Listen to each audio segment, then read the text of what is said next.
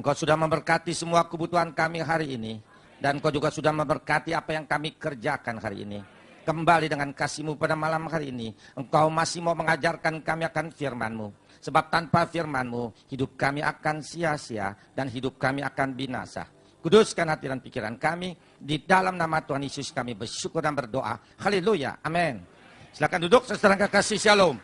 Saudara, kalau boleh saya bertanya, kalau masih banyak, saya saksikan, tapi kalau tinggal sedikit langsung saya khotbah. Siapa yang belum pernah mendengar latar belakang hidup saya? Yang belum pernah mendengar, kemana ini semua orang nih? Saya pernah kesaksian di sini. Saudara, kesaksian saya ini bukan saya mau menyombongkan diri, bukan. Tapi saya mau mengajak semua saudara yang ada di sini. Mari kita jadi orang Kristen, jangan setengah-setengah. Jadi orang Kristen, jangan main-main lagi. Dan jadi orang Kristen, jangan kompromi kembali dengan dunia. Sebab bukan orang Kristen yang rajin ke gereja yang masuk surga, bukan. Bukan orang Kristen yang rajin baca Alkitab yang masuk surga, bukan. Dan bukan juga orang Kristen yang rajin berdoa yang masuk surga, bukan.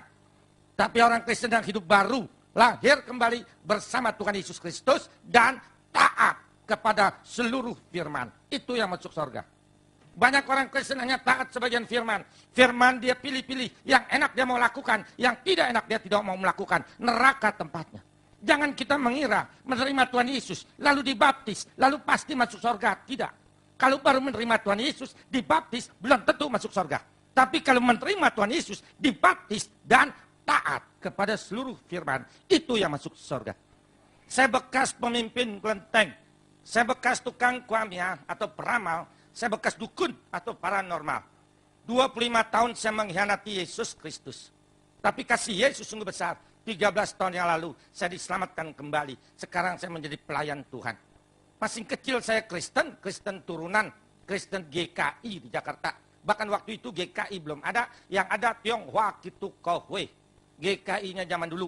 Papa saya majelis dari gereja itu di Tanah Abang. Sebagai anak majelis saya masih kecil dibawa ke gereja, diserahkan kepada Tuhan.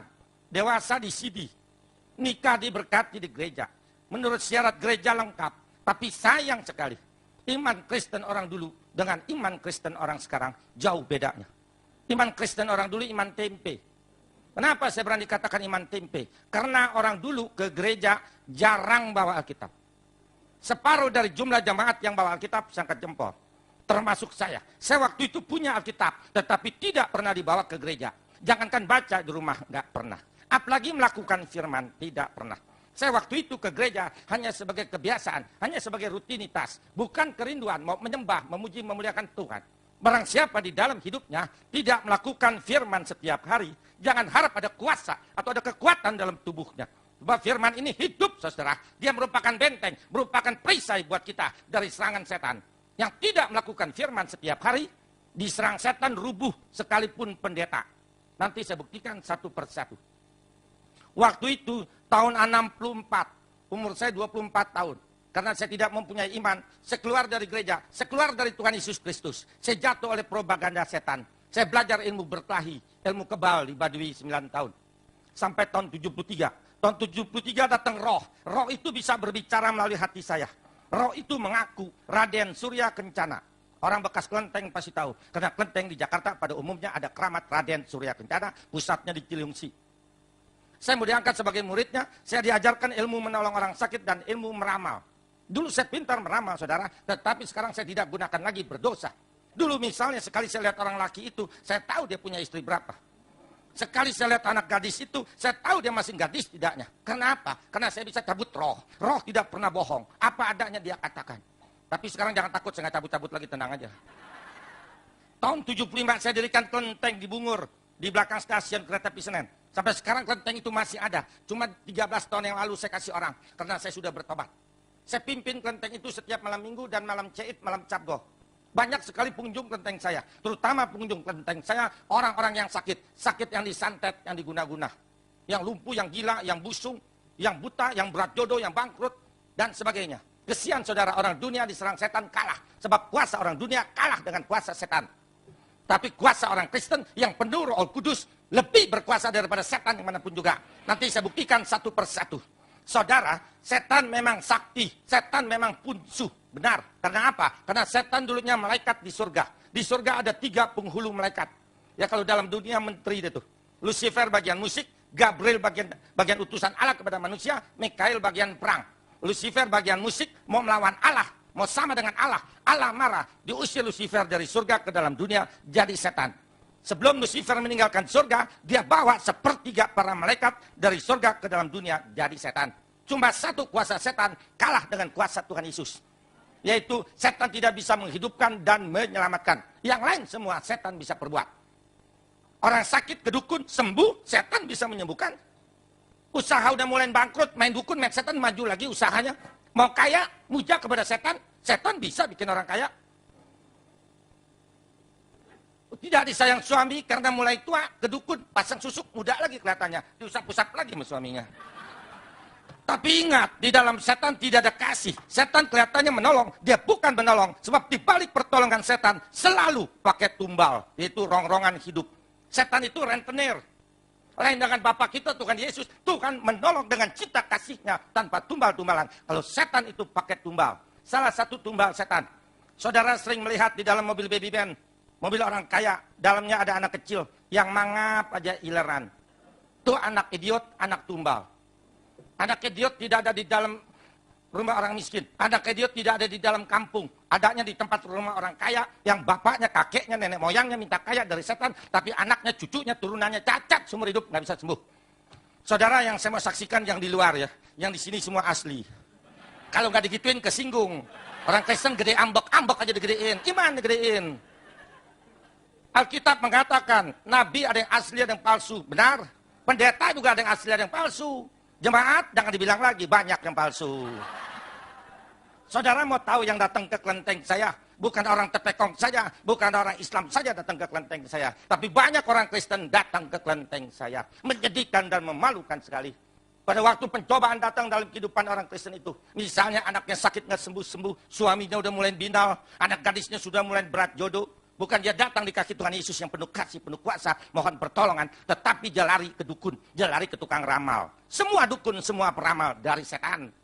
Bahkan yang lebih sedih lagi, ada 2 majelis gereja pasien saya di kelenteng. Majelis gereja. Tadinya saya nggak tahu dia majelis, dia sendiri yang bilang, Pak Tio jangan kasih tahu siapa-siapa, saya majelis gereja. Anak majelis itu gila diguna-guna, saya tolongin sembuh.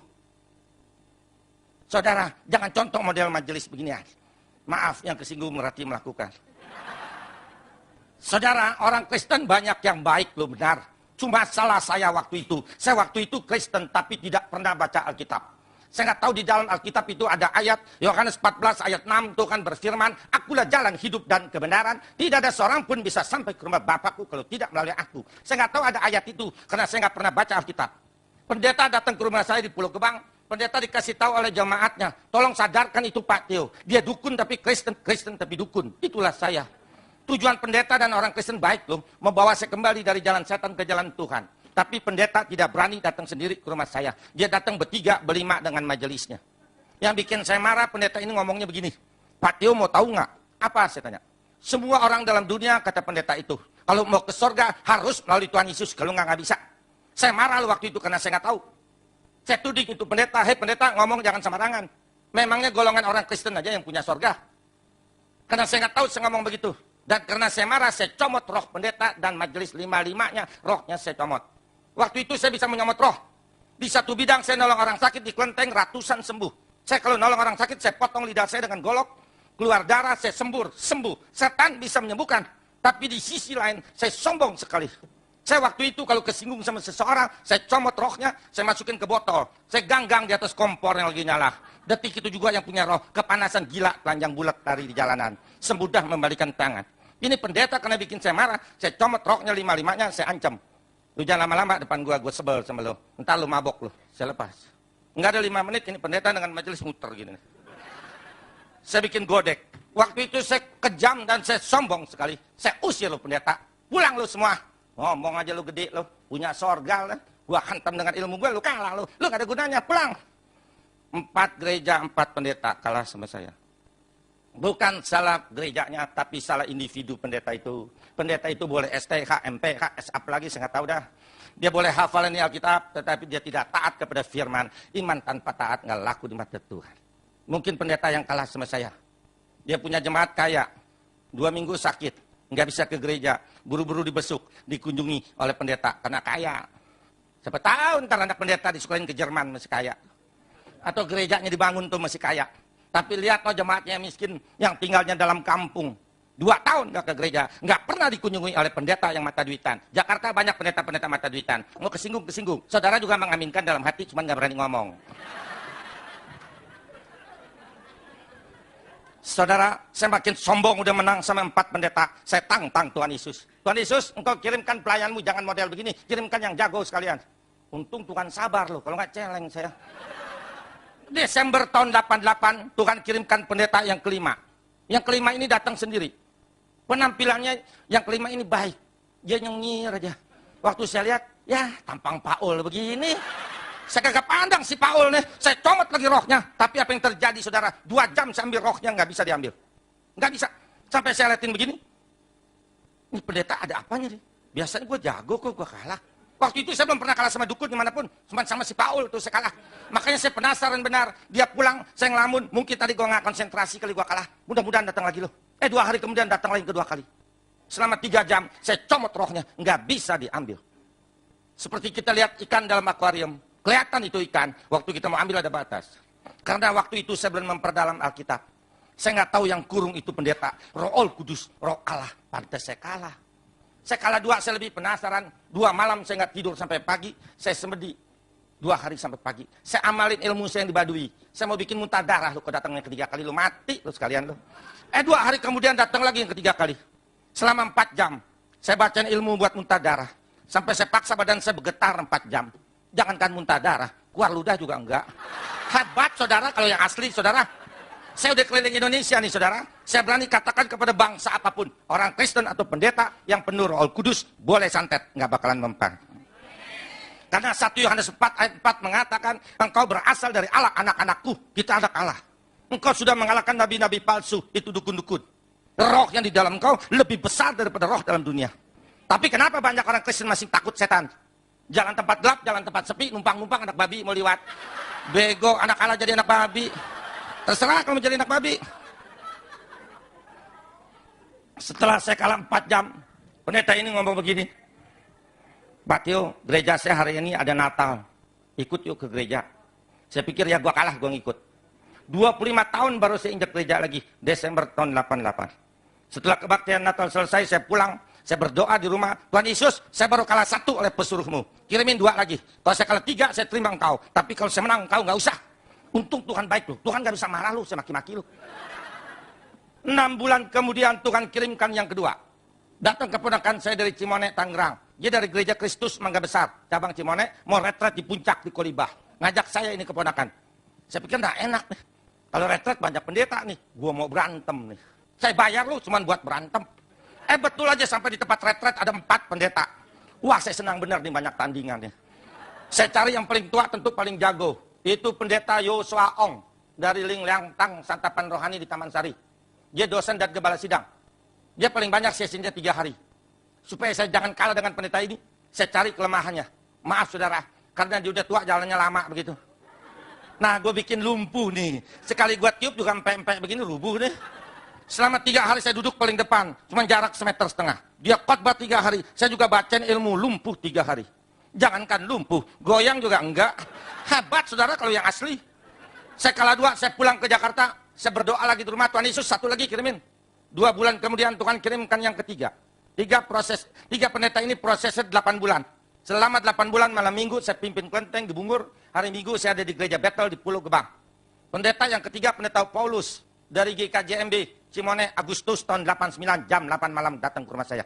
Ini pendeta yang ketiga penentuan buat saya. Saya comot lagi rohnya. Nggak bisa diambil. Saya maki-maki dia, saya ngomong jorok. Maksud saya mau akalin. Kalau saya maki pan dia marah. Kalau dia marah Roh Kudusnya keluar. Saya sikat dia rubuh. Tapi saya kecelek loh saudara. Orang Kristen atau pendeta yang penuh Roh Kudus diomelin nggak marah. Merah juga kupingnya enggak. Nyengir gitu kayak orang serawan. Dalam hati saya bilang lu budak apa lu darah putih lo ya.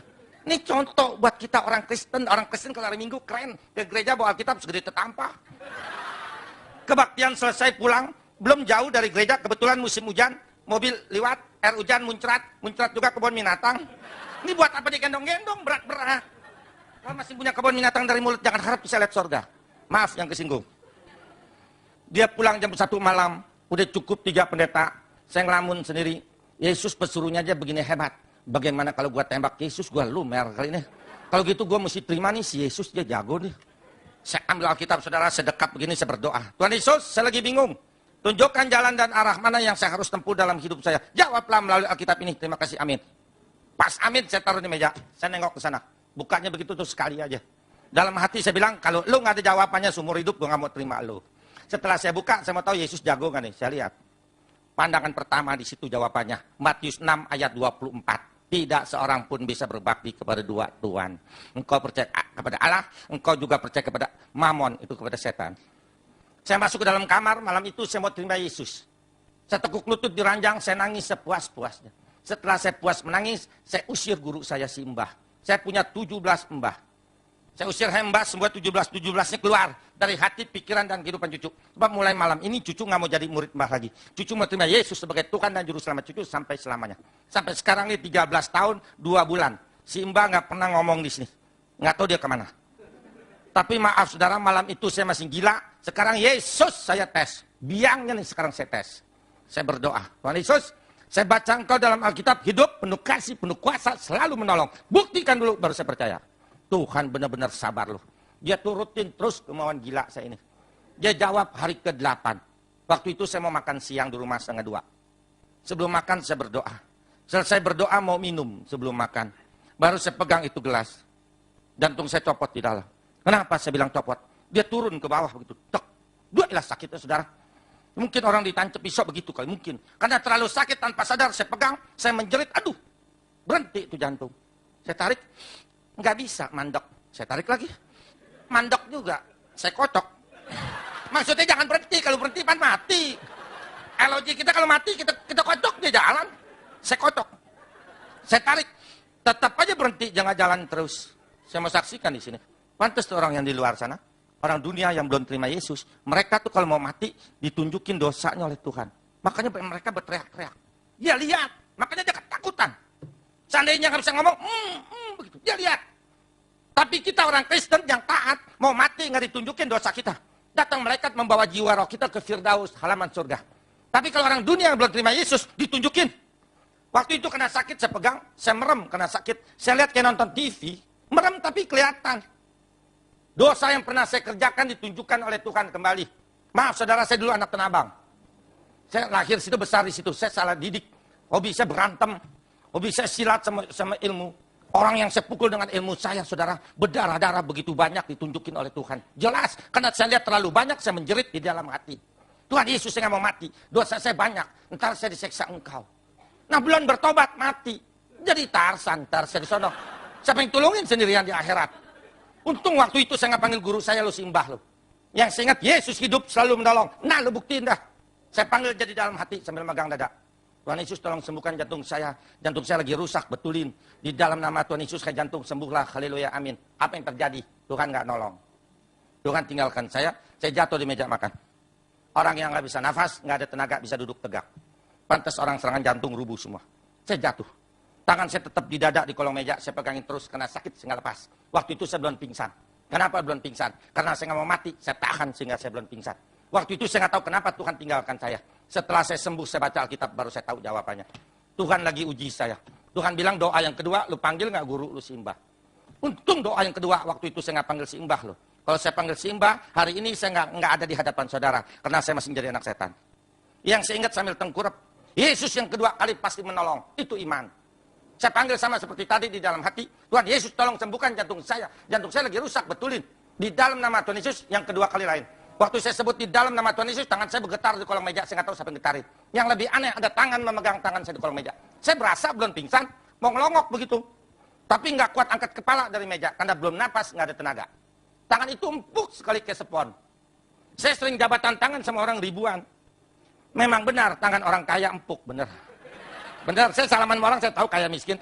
Tapi nggak ada yang lebih empuk dari tangan di kolong meja. Karena saya nggak kuat angkat kepala, saya biarkan tangan itu mengangkat tangan saya kira-kira segini di kolong meja. Dia pukul, hai jantung, sembuhlah, haleluya, amin. Pas amin, pas tangan itu terlepas. Pas amin, saya bisa nafas lagi. Karena bisa nafas lagi, ada tenaga, saya duduk tegak, buru-buru saya ngelongok ke kolong. Saya mau lihat tangan siapa itu yang tadi. Tapi tidak ada tangan siapa-siapa. Tapi saya yakin dan percaya, itu tangan Tuhan Yesus. Yang bangkit dari kematian hari ketiga. Hanya Tuhan Yesus yang tidak ada tulangnya di dalam kubur. Yang lain semua ada tulangnya di dalam kubur. Kalau betul-betul jago, bangun dong dari lubang kubur. Kok nggak becus? Bagaimana mau nolong kita yang hidup bohong? Apalagi membawa kita ke surga, lebih bohong lagi. Dirinya pada mendem semuanya dalam lubang. Sebab apa mereka semua pada mendem? Karena mereka manusia kalah dengan maut. Sebab apa Yesus bangkit? Karena Yesus tien, Yesus Allah menang dari maut. Makanya mulai sekarang, jangan minta pertolongan kepada orang mati. Mintalah sama hidup satu-satunya Yesus Kristus. Mari saudara, kita sudah menjadi anak terang. Kenapa kita jadikan kegelapan? Mari kita belajar, nanti setelah saya khotbah, saudara boleh bertanya sepuas-puasnya. Ini 4 kali saudara, hari ini yang pertama, minggu depan tuh, waktu hari Kamis juga, sampai 4 Kamis. Saudara boleh tanya, hari ini mengenai adat istiadat segala macam, Lukas 11 ayat 35.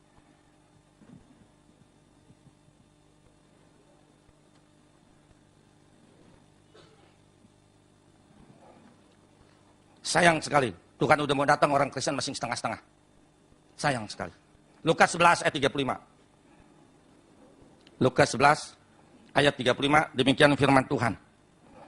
Lukas 11 ayat 35. Karena itu, perhatikanlah, supaya terang yang ada padamu, jangan menjadi kegelapan. Amin.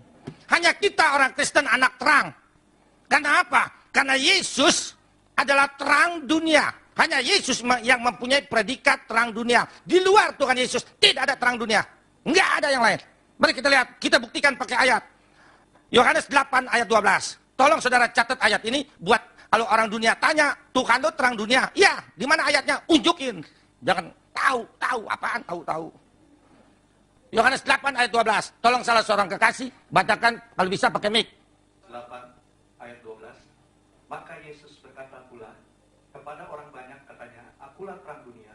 Barang siapa mengikuti aku, dia tidak akan berjalan dalam kegelapan. Amin. Melainkan ia akan mempunyai terang hidup. Amin. Hanya Yesus terang dunia. Semua pemimpin agama tidak mempunyai predikat terang dunia. Karena apa? Karena mereka manusia, tidak bisa menerangi dunia. Kenapa Yesus bisa menerangi dunia? Karena dia Allah. Nah kalau kita ini anak terang. Mana buktinya kita anak terang? Yohanes 12 ayat 36. Catat lagi. Mau ngomong apa juga ada ayatnya.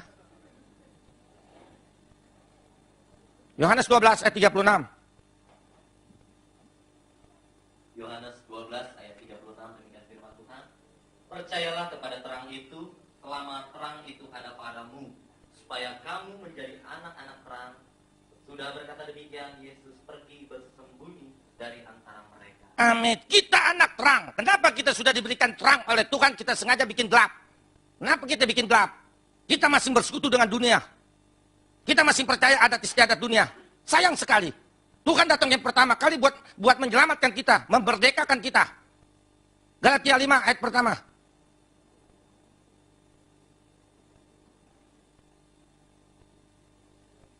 Galatia 5 ayat pertama. Ini yang nggak bawa kitab nih pakai ini. Galatia 5 ayat pertama. Supaya kita sungguh-sungguh merdeka. Kristus telah memerdekakan kita. Karena itu, berdirilah teguh dan janganlah mau lagi dikenangkan perhambahan. Amin. Di situ ada perkataan merdeka. Kalau ada perkataan merdeka, kita sebelum merdeka dijajah. Siapa yang dijajah? Kita dari nenek moyang kita dijajah setan, tidak berdaya. Dibohongin setan, tidak berdaya. Karena setan lebih berkuasa dari manusia. Tapi kasih Yesus sungguh besar. Dia datang sendiri dari surga ke dalam dunia. Dengan kuasa dan kasihnya, kita dimerdekakan. Setelah kita dimerdekakan, Tuhan pesan apa? Berdirilah teguh, artinya kuatkan imanmu. Jangan mau lagi dikenakan kuk perhambaan. Mungkin kuk perhambaan belakang nggak ngerti. Kuk perhambaan tuh Tuhan bilang, jangan jadi budak setan lagi. Masa nggak ngerti budak setan?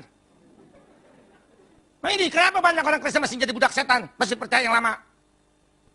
Mari kita lihat, masih percaya yang lama. Percuma dong kita dibebaskan oleh Tuhan. Kolose 1 ayat 13-14. Kolose 1 ayat 13-14. Demikian firman Tuhan, Ia telah melepaskan kita dari kuasa kegelapan dan memindahkan kita ke dalam kerajaan anaknya yang kekasih. Di dalam Dia kita memiliki penebusan kita, yaitu pengampunan dosa. Amin. Tuhan telah melepaskan kita. Kalau ada perkataan melepaskan, ada yang diikat. Kita diikat oleh setan dari nenek moyang kita. Nggak berdaya. Setelah Tuhan melepaskan, kita dipindahkan status kita. Dulu kita anak setan, anak gembel. Sekarang menjadi anak Allah, anak raja. Hanya kita yang diangkat anak. Hanya Kristen yang diangkat anak oleh Allah. Di luar Kristen nggak diangkat anak. Mana boleh tuh yang di luar sana sembahyangnya Aba Allah, Aba Allah. Mana boleh orang Tionghoa sembahyangnya Papa Tien, Papa Tien. Tien bukan papahnya, tapi kita boleh manggil Bapak karena kita diangkat anak. Hebatnya kasih Yesus. Dan dosa kita ditebus dengan cucuran darahnya. Dosa nggak bisa ditebus dengan cohosim. Dosa nggak bisa ditebus dengan berbuat baik. Dosa nggak bisa ditebus dengan harta dan sebagainya. Dosa hanya bisa ditebus dengan darah Yesus. Kenapa Tuhan begitu baik? Tuhan sudah mati buat kita. Kita masih mengkhianati dia. Masih percaya adat istiadat kita yang lama. Kolose 2 ayat 20 sampai 23. Kolose 2 ayat 20. Apabila kamu telah mati bersama-sama dengan Kristus dan bebas dari roh-roh dunia, mengapakah kamu menaklukkan dirimu pada rupa-rupa peraturan, seolah-olah kamu masih hidup di dunia? Jangan jamah ini, jangan kecap itu, jangan sentuh itu.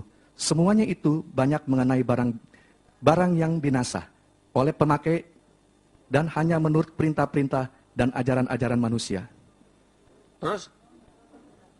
Peraturan-peraturan ini walaupun nampaknya penuh hikmat dengan ibadah buatan sendiri, seperti merendahkan diri, menyiksa diri, tidak ada gunanya selain untuk memuaskan hidup duniawi. Amin. Kenapa kita masih percaya adat istiadat kita yang lalu? Adat istiadat tidak bisa menyelamatkan, hanya kasih Yesus yang bisa menyelamatkan. Berapa banyak orang Kristen kalau pindah rumah pakai selamatan? Kita udah punya juru selamat atau pakai selamatan?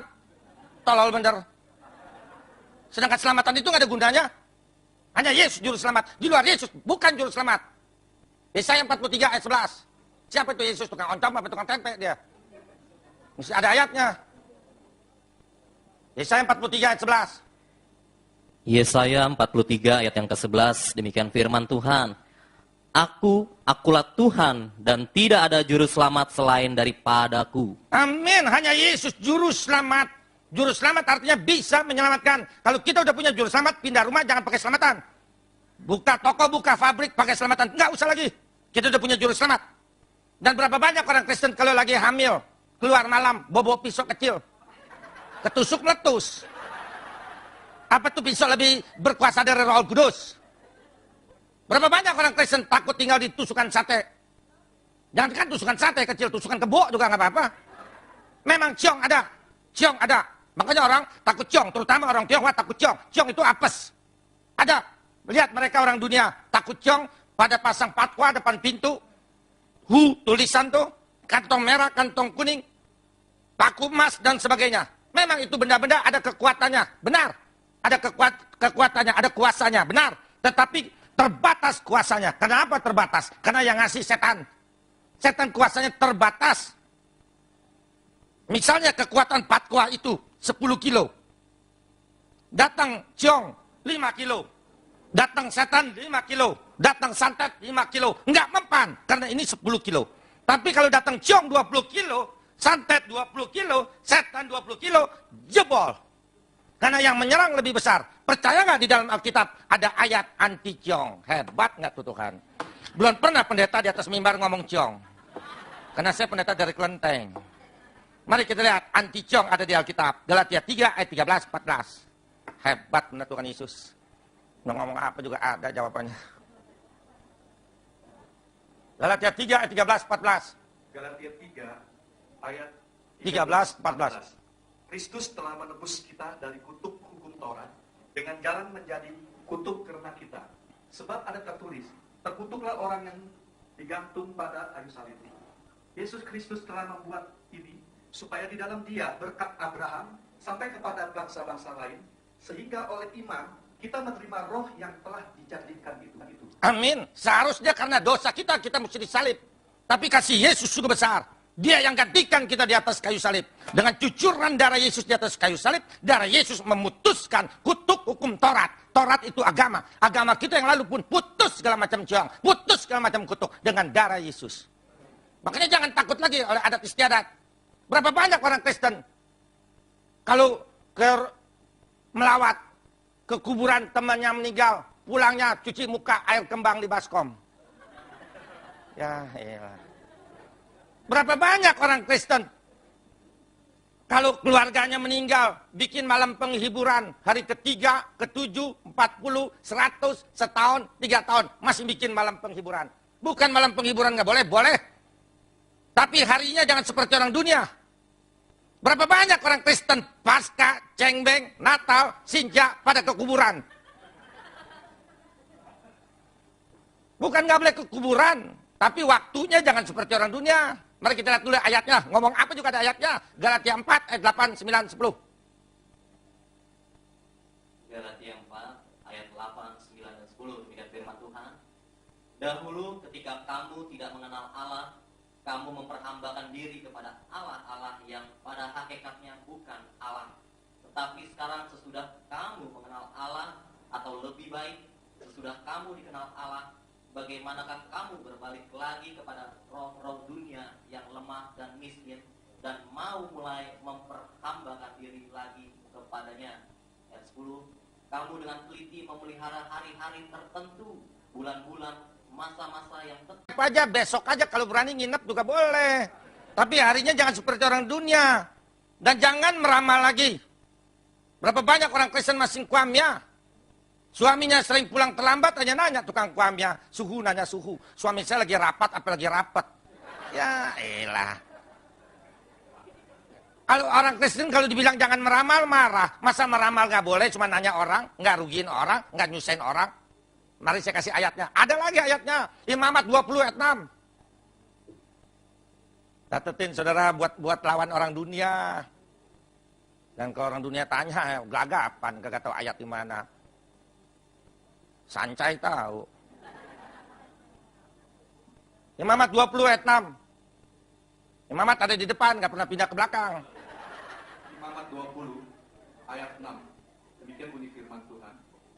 Orang yang berpaling kepada arwah atau kepada roh-roh peramal, yakni yang berzina dengan bertanya kepada mereka, aku sendiri akan menentang orang itu dan melenyapkan dia dari tengah-tengah bangsanya. Amin. Tuhan bilang, aku sendiri yang akan menentang dan melenyapkan bila orang Kristen meramal. Apa itu menentang dan melenyapkan? Menentang artinya waktu kita sakit, kita berbeban berat, kita berdoa, minta tolong sama Tuhan. Tuhan bilang, masa bodoh karena kamu masih meramal. Itu artinya ditentang, tidak ditolong dalam dunia. Dilenyapkan artinya setelah kita mati, jiwa roh kita di akhirat dimasukin ke neraka. Itu dilenyapkan. Dunia akhirat bila kita meramal dihukum Tuhan. Jangan meramal. Kita punya Bapak, kenapa kita nggak mau datang sama Tuhan? Kenapa mesti datang sama setan? Itu dukun, peramal semua dari setan. Datang sama Tuhan. Nahum 1 ayat 7. Nahum, cari sendiri. Nahum ada di mana? Nahum 1 ayat 7. Nahum 1 ayat 7, demikian firman Tuhan. Ntar dulu, yang lain belum dapat. Masih bunyi prepet, belum dapat tuh. Jangan tahu Nahum ada di mana. No, di atas genteng, no, lagi betulin genteng bocor, no.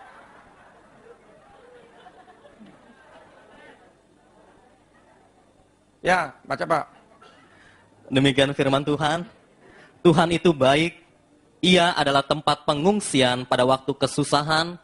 Ia mengenal orang-orang yang berlindung kepadanya. Amin. Tuhan itu baik. Setan jahat. Jangan mau datang sama yang jahat. Bodoh. Datang sama yang baik. Di kaki Tuhan. Tempat waktu kita susah, kita sakit, kita dirongrong suami, dirongrong ekonomi, dirongrong apapun di kaki Tuhan. Bukan di kaki tukang kuamnya, bukan di kaki dukun. Sebab apa di kaki Tuhan? Karena Tuhan mengenal orang yang berlindung kepadanya. Mengenal artinya dia tahu kesusahan kita, dia tahu persoalan kita, dia tahu permohonan kita. Karena Tuhan maka tahu. Jangan ke setan. Ini saudara, ini hanya garis besarnya aja. Entah saudara boleh tanya. Adat istiadat segala macam, masih boleh apa enggak segala macam dah. Ini hanya garis besarnya aja saya tantang saudara supaya saudara bertanya sebanyak-banyaknya. Nah sekarang tanya dah. Ya, kalau bisa pakai ini nih. Ya 2, yang satu belakang, satu depan, jadi nggak lama.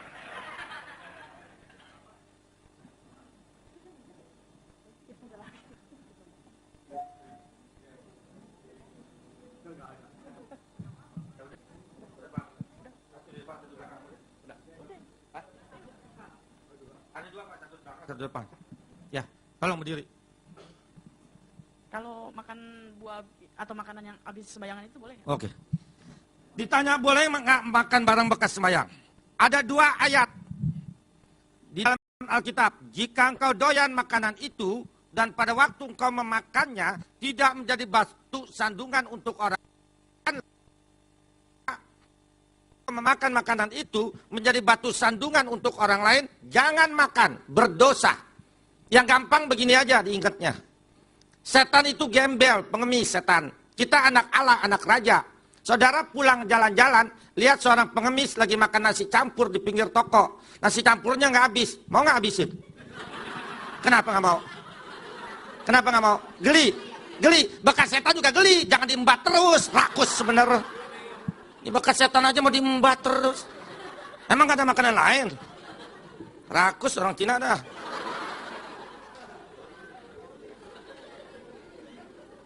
Apa lagi? Ya boleh.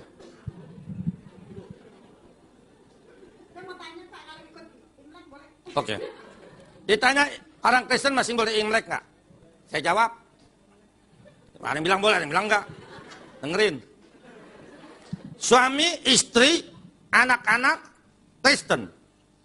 Ini sekeluarga Kristen. Pada waktu hari Sinca, jangan ada lagi upacara di rumah kita. Misalnya masakan Sinca, itu ayam chow, pindang bandeng, babi cin, segala macam. Terus khusus beli kue keranjang. Dan jangan lagi pakaian baju baru kepada anak kita waktu hari Sinca. Tapi kalau mama papa kita tinggal di rumah yang lain, masih agama yang lama, datang ke rumah papa mama, Kyonghi pacoy. Boleh. Dulu sebelum kita Kristen, sebelum kita ngepai sama mama papa, kita ngepai dulu meja abu engkong mak kita yang udah meninggal. Baru kita ke mama papa. Itu dulu. Sekarang setelah kita jadi Kristen, jangan lagi ngepai di meja abu. Enggak boleh. Langsung sama mama papa yang hidup. Boleh, Kyonghi. Sekarang angpau. Kalau angpau aja mau. Angpau sebelum dibagikan kepada anak cucu, ditaruh dulu di meja abu. Supaya nenek moyang mendoakan, supaya yang terima angpau itu hokinya besar. Baru dibagiin. Kalau kita udah ngepai sama mama papa, dikasih angpau sama mama, kita terima kasih. Mama jalan aja angpau itu kita tengking. Di dalam nama Tuhan Yesus, kuasa setan keluar dari angpau ini. Duitnya beliin bakso. Nggak mau buat saya. Ya jelas. Apalagi? Kita punya Imlek tanggal 1 Januari. Sebab kita udah anak Tuhan. Tahun baru kita tanggal 1 Januari. Tapi kalau orang lain, dia nggak tahu kita Kristen apa bukan, kasih Kyonghi sama kita, ya terima. Ada pendeta bilang, kasih Kyonghi sama orang Tionghoa nggak boleh waktu Sinca katanya. Sekarang saya tanya itu pendeta, kenapa Kyonghi sama orang Cina nggak boleh? Kenapa Minal Aidin boleh? Mentang-mentang yang satu galak aja lo takut lo. Ya, satu boleh, dua-duanya boleh. Satu nggak boleh, dua-duanya nggak boleh. Masa yang satu boleh, satu nggak boleh? Bego emang pendeta dah. Apa lagi? Saya ingin nanya yang tentang roh Samuel itu yang bertemu dengan Saul. Oh besok, jangan sekarang. Itu bagian orang mati nanti. Ya, minggu depan. Belum naik kelas udah mau nanya.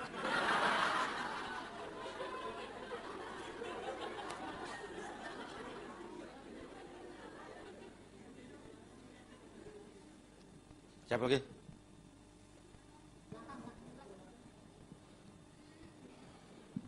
Pak, saya mau nanya, teman saya kan dia Kristen, cuma orang tuanya masih Buddha. Terus jadi orang tuanya suka suruh dia ikut doa-doa baca-baca gitu, Pak. Dia sih ikutin baca. Baca-baca ngapain? Lagi ngapain?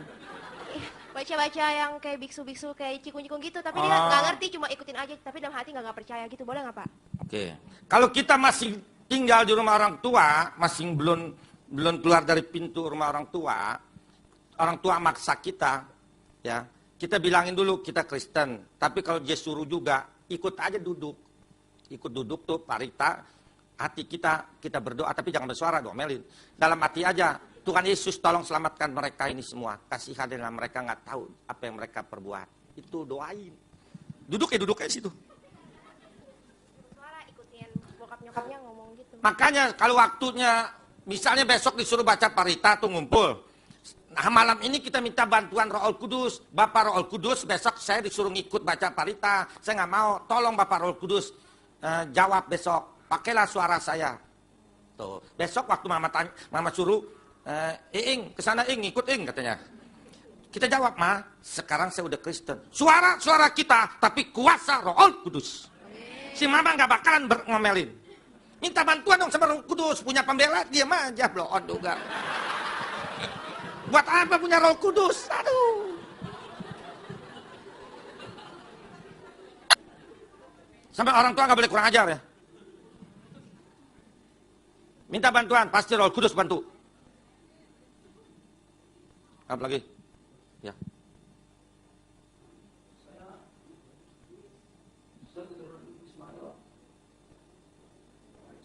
Setelah dibaptis itu hati ingin punya kasih dari Yesus. Tapi gimana Pak biar saya itu lebih kebal, lebih percaya.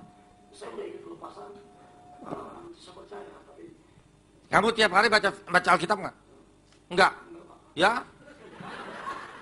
Memble. Kamu makan jasmani kamu satu hari berapa kali? 3 kali. Makan? Masa jarang. Makan jarang mah mati. Kamu jarang makan? Kamu satu hari makan berapa kali? 3 kali. 2 kali. Kenapa rohani kamu nggak kasih makan? Firman, pujian, dan doa itu makanan rohani. Ya, kamu lakukan mulai besok. Ya, kamu punya Alkitab nggak? Enggak. Punya nggak? saya punya Pak, tapi karena saya di jalanan, saya di jalan, saya takut. Bukan, jangan dibawa-bawa. Saya nggak suruh bawa, saya suruh baca di rumah. Saya rumah, saya di jalanan, saya di jalan. Maksudnya? Jadi saya takut. Gimana? Kutuk. Saya nggak punya rumah, saya takut kena kutuk. Enggak, Tuhan nggak ngutuk.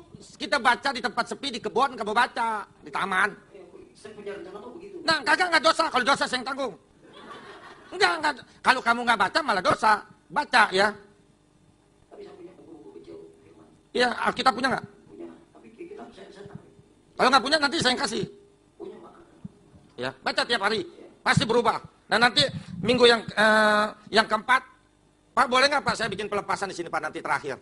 Yang keempat nanti saya bikin pelepasan sebab dulu kita pernah minta jasa dari kuasa kegelapan, misalnya pernah minum pernah kedukun, pernah meramal, pernah mandi air kembang, pernah punya ilmu, pernah dikuepang, pernah pasang susuk, itu mesti dilepasin. Kalau nggak bisa kita berhubungan dengan Tuhan. Nggak bisa. Itu buat pelajaran besok-besok nih saya ajarin tuh nanti semua. Ya, tapi boleh Pak nanti minggu keempat, ya, Kamis keempat, saya bikin pelepasan di sini. Kutuk nenek moyang. Terus keinginan kita yang belum tercapai, belum punya anak, belum punya pasangan hidup, maju. Saya doain, saya paling senang doain jodoh, doain anak. Apa jodoh nggak penting? Penting. Pendeta jarang yang doain jodoh, nggak ada. Saya yang doain nanti. Ya, nanti. Ya. Baca di kebun ke di mana kayak ya. Siapa lagi? Pak, kembali lagi pertanyaan pada hari raya Imlek, Pak. Ya. Mau menanyakan kalau kita satu keluarga seperti saya inilah, saya punya mertua itu sudah Kristen lama Pak ya. Apakah itu harus kita saling kembali merayakan Imlek gitu? Tidak. Tidak Pak. Sesama kita Kristen nggak boleh. Ya. Makasih Pak.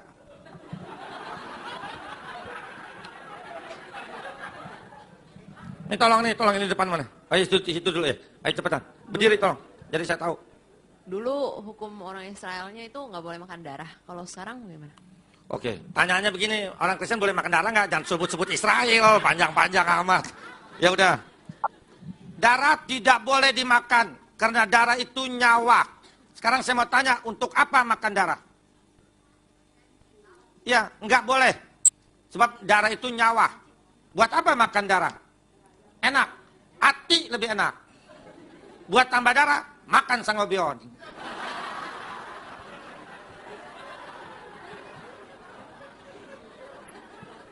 Pak, saya ingin nanya Pak ya, kalau seandainya kita orang pergi melayat, ya orang kan kebanyakan kan sembahyang ya di depan peti. Nanyanya gini Bu, waktu kita ke rumah duka apa yang kita kerjakan gitu cepet. Udah. Saudara, kita misalnya cek acoy mati, nggak ada yang nama cek acoy ya? Ada nggak? Ini maaf ya, cek acoy mati. Kita datang, jangan sembahyang di depan peti. Kedua, jangan mengampuni dosa orang mati. Ketiga, jangan manggut-manggut sama peti. Upacara kematian Kristen buat yang hidup. Upacara kematian agama buat yang mati. Kalau kita datang ke rumah duka, cek acoy mati, Jangan sembahyang depan peti, kita kasih tangan aja sama yang hidup, keluarganya, kita duduk di kursi. Yang kita doakan, Tuhan Yesus, kuatkan iman keluarga yang ditinggalkan. Tuhan Yesus, berilah penghiburan kepada keluarga yang ditinggalkan. Tuhan Yesus, berikanlah kesehatan kepada keluarga pada waktu menunggu jenazah. Tuhan Yesus, berkati semua biaya penguburan. Itu yang didoakan, bukan yang mati. Sekarang lanjutannya ke kuburan. Di kuburan, satu, nggak boleh ngomong sama kuburan, nggak boleh kasih makanan kepada kuburan, nggak boleh berdoa di kuburan. Datang ke kuburan boleh, nggak datang ke kuburan juga boleh. Bersihin boleh, nggak bersihin juga boleh. Tabur bunga boleh, nggak tabur bunga juga boleh. Ya, nggak boleh ngomong di kuburan. Banyak orang Kristen masih ngomong di kuburan. Papa, saya datang nih, Pak. Suami saya galak, Pak. Sekarang tamparin saya. Tegor dong, Pak, tegor. Ya elah. Kuburan suruh negor, bego bener. Ya, nggak boleh. Terus apa lagi? Ya.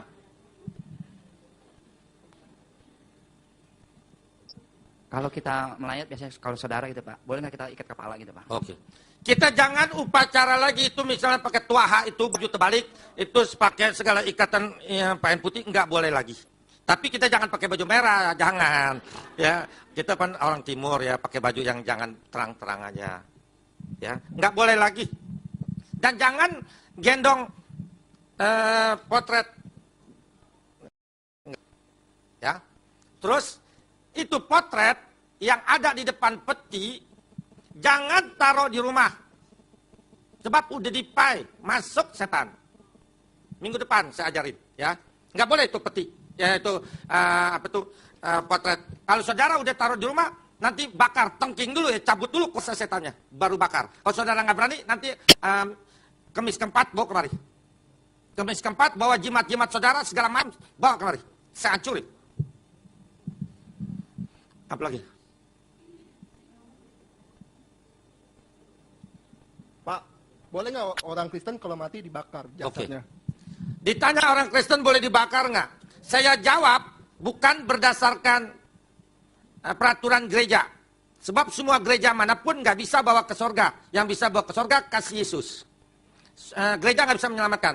Ya supaya jangan kesinggung, saya jawab bukan berdasarkan peraturan gereja. Yang saya jawab berdasarkan firman Tuhan. Ada 2 ayat. Sebab apa orang Kristen boleh dibakar? Karena tubuh tidak laku di surga. Tubuh tidak laku di surga. Mau dikasih ikan paus juga boleh kalau tega. Sekarang yang kedua. Sebab apa orang Kristen tidak boleh dibakar? Karena yang dibakar adalah penjahat besar. Yang penting pada waktu orang tua kita mati, jangan sampai putus hubungan saudara gara-gara bakar dan kubur. Itu bukan yang bakar dan kubur, bukan menentukan ke surga atau ke neraka. Yang menentukan pada waktu hidup ini. 2 Korintus 5 ayat 10. Tolong baca dulu ayatnya.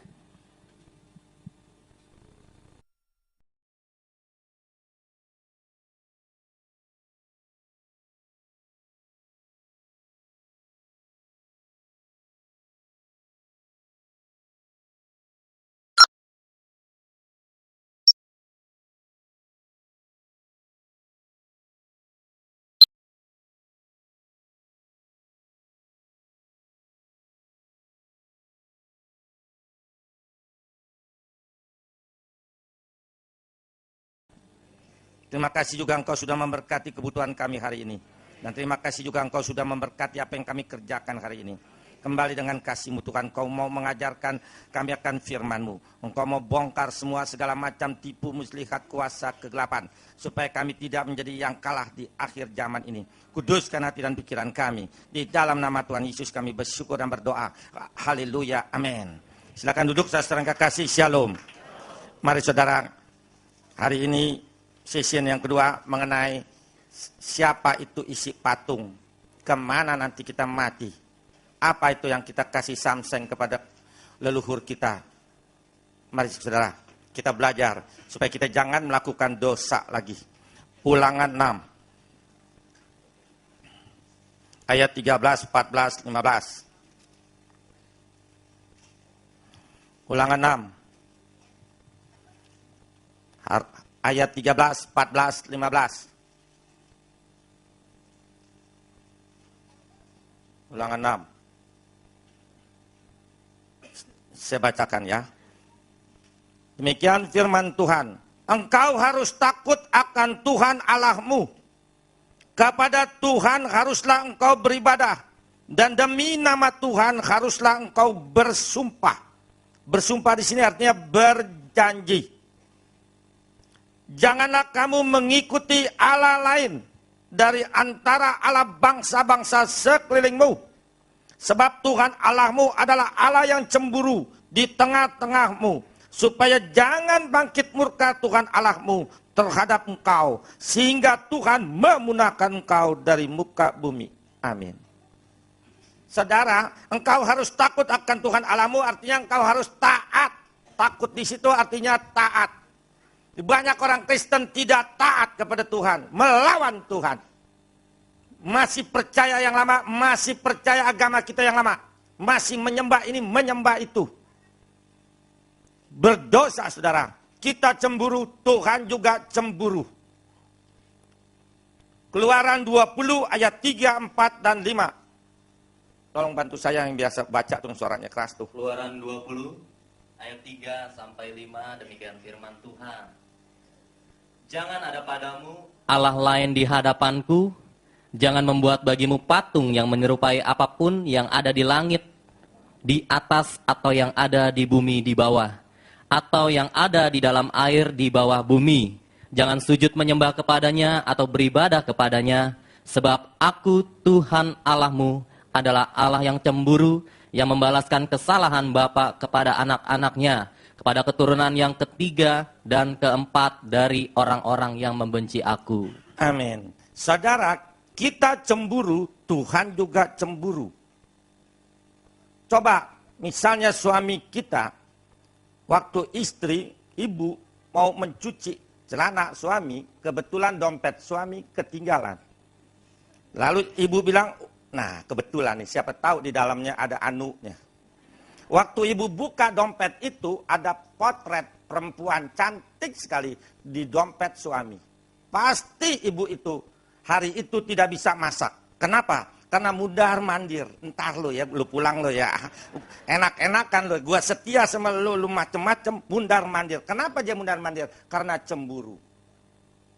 Demikian juga bapak-bapak, mau mencari pulpen di tas istrinya, yang dia ketemukan potret laki-laki ganteng di tas istrinya. Pasti bapak itu juga mundar mandirin golok. Karena apa mundar mandirin golok? Karena cemburu. Demikian juga Tuhan, kita sudah menjadi kekasih Tuhan. Yesus kekasih kita, kita kekasih Yesus. Pada waktu kita terima Yesus, kita dibaptis, di situ terjadi ikatan. Kenapa kita sering mengkhianati Tuhan? Kita menyembah Allah lain. Kita, terutama orang Tionghoa, paling bodoh. Allah yang kita sembah, Allah yang kita bikin. Yang kita sembah Allah pencipta, bukan Allah yang kita cipta. Ingat saudara, penyembah berhala bukan penyembahnya saja yang dihukum, turunan kita keempat, artinya cucu punya cucu, masih kena hukumannya. Kalau kita menyembah berhala. Kita dibohongin setan. Allah yang kita bikin dari tanah, kita minta pengan, minta hoki, minta jodoh dan sebagainya, minta penglaris. Allah model begitu nggak bisa bergerak, dibiarakin cicak nggak bisa minggir. Masa kita minta pengan, tolol kita orang Cina. Yang pan kita pernah makan sekolahan. Masa nggak ngerti? Kebocoran Allah model begitu, Allah jompo nggak bisa minggir sendiri. Kalau kita nggak pinggirin, masa kita nyembah Allah begituan?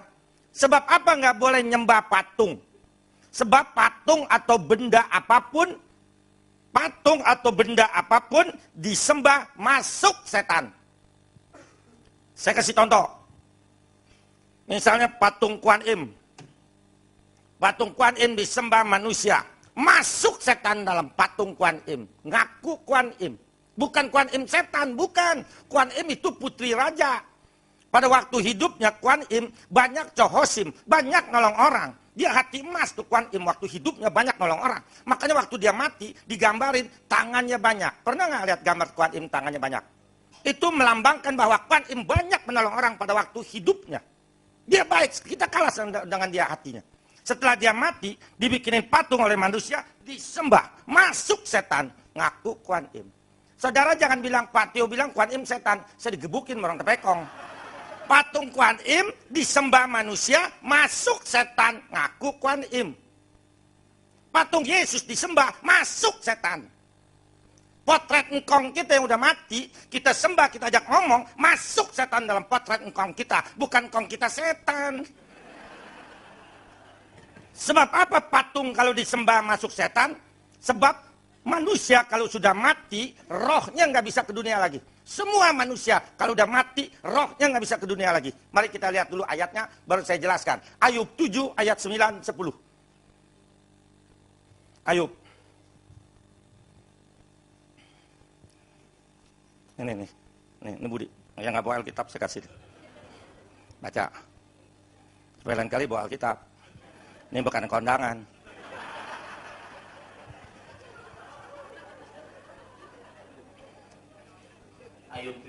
Ayub 7 ayat 9, 10.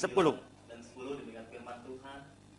Sebagaimana awan lenyap dan melayang hilang, demikian juga orang yang turun ke dalam dunia orang mati tidak akan muncul kembali. Ia tidak lagi kembali ke rumahnya dan tidak dikenal lagi oleh tempat tinggalnya. Amin. Itu perjanjian lama, kita kuatkan dengan perjanjian baru supaya lebih lengkap lagi. Lukas 16 ayat 26. Supaya lengkap, perjanjian lama dan perjanjian baru. Lukas 16 ayat 26, demikian firman Tuhan. Selain daripada itu, di antara kami dan engkau terbentang jurang yang tak terseberangi, supaya mereka yang mau pergi dari sini kepadamu ataupun mereka yang mau datang dari situ kepada kami tidak dapat menyeberang. Amin. Itu cerita Lazarus orang miskin dan orang kaya mati. Lazarus pada waktu hidupnya menyembah Tuhan, percaya sama Tuhan. Dia mati, jiwa rohnya dibawa malaikat ke Firdaus, halaman surga. Adanya di atas bumi. Itu orang kaya waktu hidupnya foya-foya terus, senang-senang terus, kagak mau menyembah Tuhan. Itu orang kaya itu, dia mati. Jiwa rohnya dibawa setan ke Gehenna. Gehenna tuh halaman neraka, adanya di bawah bumi. Baru di halaman neraka tuh orang kaya udah kepanasan. Karena dia kepanasan, dia bilang sama Abraham yang ada di Firdaus, Bapak Abraham, tolong kau kembali ke dunia. Kasih tahu 5 saudara saya yang masih hidup dalam dunia, supaya mereka menyembah Tuhan. Kalau mati, jangan seperti saya, dibawa ke neraka, panas. Abraham bilang apa? Di antara engkau dengan kami, terbentang jurang yang lebar dan dalam, sehingga tidak bisa menyeberang lagi. Jadi siapapun itu manusia, termasuk nabi yang manapun, kalau udah mati, rohnya nggak bisa ke dunia lagi. Misalnya, orang dunia yang belum terima Yesus, waktu hidupnya, mati beranak, mati tenang di ranjang. Detik itu juga, jiwa rohnya dibawa setan ke Gehenna, halaman neraka. Orang Kristen yang terima Yesus, waktu hidupnya taat sama Tuhan, mati beranak, mati tenang di ranjang. Detik itu juga, jiwa rohnya dibawa malaikat ke Firdaus, halaman surga. Dari Firdaus ke dunia, dari Gehenna ke dunia, nggak bisa nyebrang lagi. Jadi semua siapapun itu manusia, nabi yang manapun, semua yang pernah lahir dalam dunia, nggak bisa lagi ke dunia lagi rohnya. Semua nabi yang manapun. Jadi siapa ini yang gentayangan dalam dunia? Yang gentayangan dalam dunia ini setan. Siapa itu setan? Setan dulunya malaikat di surga. Di surga ada 3 penghulu malaikat. Ya kalau dalam dunia menteri itu. Lucifer bagian musik, Gabriel bagian utusan Allah kepada manusia, Mikael bagian perang. Lucifer bagian musik, mau melawan Allah, mau sama dengan Allah kuasanya. Allah marah, diusir Lucifer dari surga ke dalam dunia, jadi setan. Sebelum Lucifer meninggalkan surga, dia bawa 1/3 para malaikat ke dalam dunia jadi setan. Setan lebih sedikit dari malaikat. Setan 1/3, malaikat 2/3. Nah inilah setan yang di dalam dunia ini. Setan bisa menyerupai roh orang mati. Tapi orang mati nggak bisa jadi setan. Mau mati beranak, mau mati gantung diri, mau mati ketubruk mobil, nggak bisa jadi setan. Setan bisa menyerupai roh orang mati. Karena setan lebih berkuasa dari manusia. Tidak ada setan kemanusiaan, manusia kesetanan banyak. Makanya jangan menyembah patung. Patung atau benda apapun disembah masuk setan. Sia-sia kita menyembah patung. Mari kita lihat Yesaya 44 ayat 9 sampai dengan 11. Yesaya 44 ayat 9 sampai dengan 11. Enggak ada gunanya nyembah-nyembah benda, nyembah-nyembah patung. Sembahlah Tuhan Allahmu dengan segenap hatimu. Jangan nyembah benda.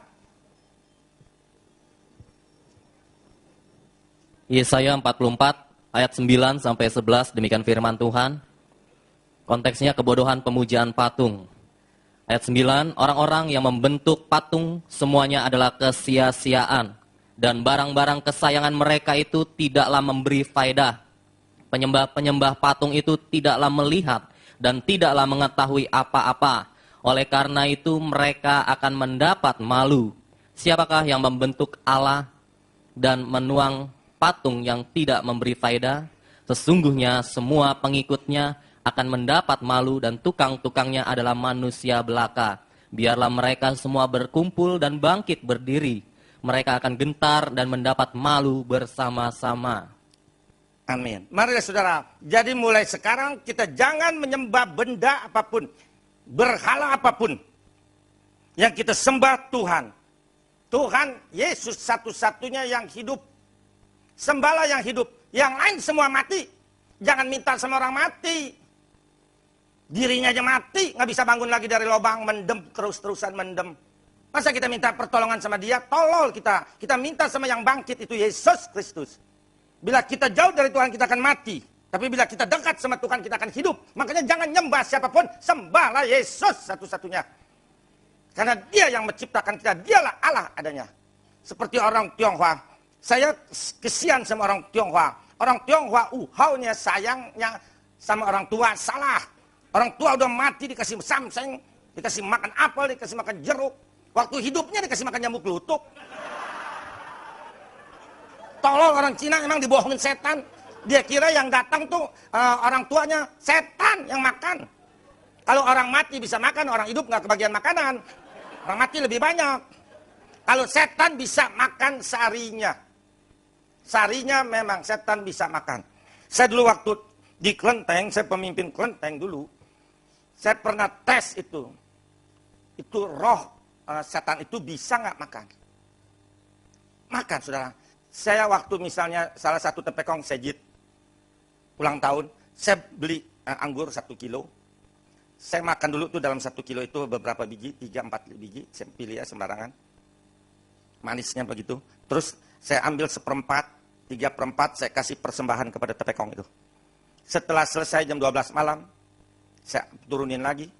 Saya makan itu yang bekas dipersembahkan. Rasanya lain. Nggak ada manisnya lagi. Diambil sarinya. Bukan orang mati makan. Makanya saudara, jangan percaya lagi. Mana mungkin engkong kita yang udah mati bisa makan. Ke dunia aja nggak bisa. Kan tadi kita udah baca. Semua roh. Kalau udah mati nggak bisa ke dunia lagi. Jangan ditipu setan. Makanya saudara, kenapa orang mati nggak bisa jadi setan? Kok di kuburan banyak setan? Ayo. Katanya orang mati nggak bisa jadi setan. Kok di kuburan banyak setan? Kenapa di kuburan banyak setan? Kenapa? Mayat nggak jadi setan? Kan tadi udah denger ngomongan saya. Sudah capek ngomong masih nggak ngerti. Ayo. Sebab apa di kuburan banyak setan? Karena di kuburan dikasih sesajen. Setan-setan yang dari jalanan, dari Ancol, dari mana, masuk ke kuburan. Karena dia mau makan sesajen. Tuh, makanya banyak setan. Bukan yang mati itu jadi setan. Misalnya kita ketemu engkong kita yang udah mati.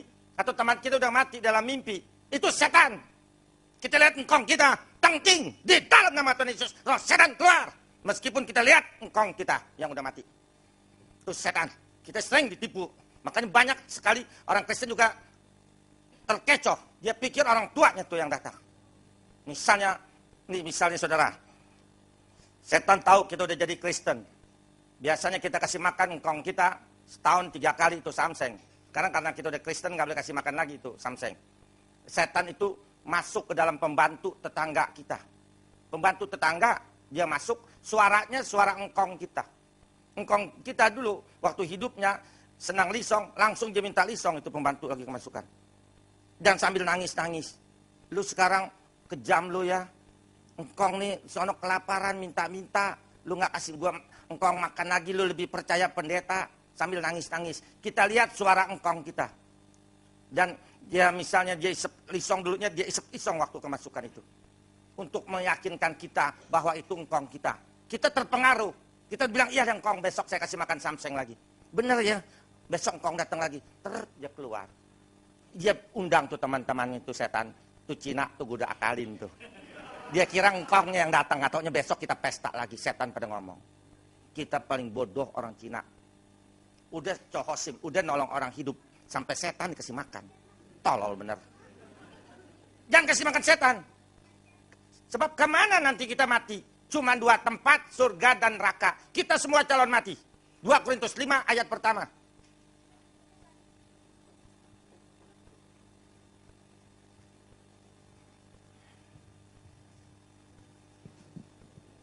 Dua Korintus 5 ayat yang pertama, demikian firman Tuhan. Karena kami tahu bahwa jika kemah tempat kediaman kita di bumi ini dibongkar, Allah telah menyediakan sesuatu tempat kediaman di surga bagi kita. Suatu tempat kediaman yang kekal, yang tidak dibuat oleh tangan manusia. Amin. Kita semua calon mati. Tuh kemah tuh ada 2 rumah tempat kita tinggal, tubuh kita ini kemah. Dibongkar alias mati. Kemana nanti kita pergi? Cuma 2 tempat, surga dan neraka. Enggak ada lagi. Kita pasti sampai ke salah satu dari 2 tempat itu. Kita tentukan waktu hidup ini. Kalau hidup kita ini menyembah Tuhan, kita mati dibawa malaikat ke Firdaus halaman surga. Kalau hidup kita ini menyembah setan, itu menyembah benda-benda, kita mati dibawa setan ke Gehenna halaman neraka. Orang dunia nanti tanya, lu ngomong surga, surga, surga. Surga seperti apa? Kita nggak tahu ayatnya, nggak tahu dah. Ya mana mungkin dia bisa ngikut ke gereja. Kita nggak tahu surga seperti apa. Kita buktikan surga itu, itulah Wahyu 21 ayat 11. Catetin ini saudara, catat. Biar kalau orang dunia nanti tanya surga seperti apa, kita jawab. Wahyu 21 ayat 11. Wahyu 21 ayat 11. Kota itu penuh dengan kemuliaan Allah, dan cahayanya sama seperti permata yang paling indah. Bagaikan permata yaspis, jernih seperti kristal. Amin. Itu rumah nanti yang Tuhan berikan kepada anak-anaknya. Itu rumah itu yang begitu mewah, yang tidak pernah ada di dalam dunia. Dari permata, lantainya dari emas. Karena Tuhan begitu sayang kepada kita. Makanya saudara kita ajak keluarga kita, family kita, teman kita, terima Yesus. Lain jalan nggak ada. Lu mau nggak ke surga? Terima Yesus. Hanya Yesus yang bisa bawa ke surga. Yang lain nggak bisa bawa ke surga. Yang lain mati.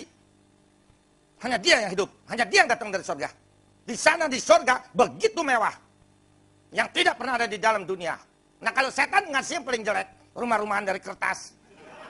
Siletong, silehwa. Mobil-mobilan dari kertas. Mobilnya dikirimin. Pom bensinnya nggak dikirimin. Tolol bener. Emang orang Cina gampang ditololin setan. Marilah saudara kekasih, kita kasih tahu mereka orang-orang dunia, terima Yesus, lain nggak ada. Jangan jauh-jauh dari Tuhan. Kita jauh dari Tuhan, mati. Mazmur 73 ayat 27.